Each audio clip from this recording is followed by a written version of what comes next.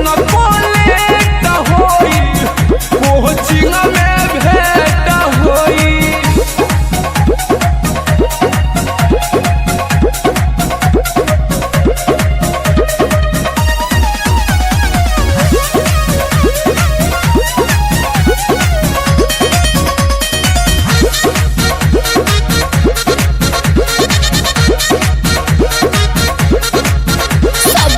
के बदल कहे गइला कौन खूबी तुमकरा में पैला।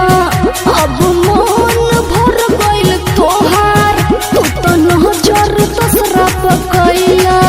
सुन बॉडी ऊपर बड़ा बहनल बाहो अब मन हमार करे पतनल बाहो। सुनो यो लग तोहर घेट होई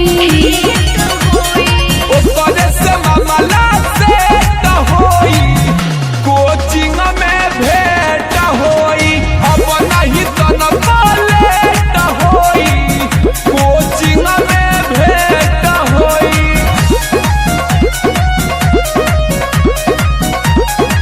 Music by Arya Sharma. Mix by Rangila recording studio Mirganj.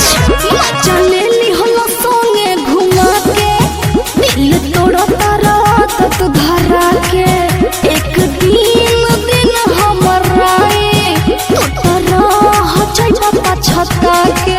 Mukesh चौकर में तुहरा तबाह बड़े हो उड़ल कब से नु भरत यह बड़े हो। अब रंजन तोहरो वेट होई अरे वो करे से मामला सेट होई कोचिंग में भेंट होई। अब नहीं तन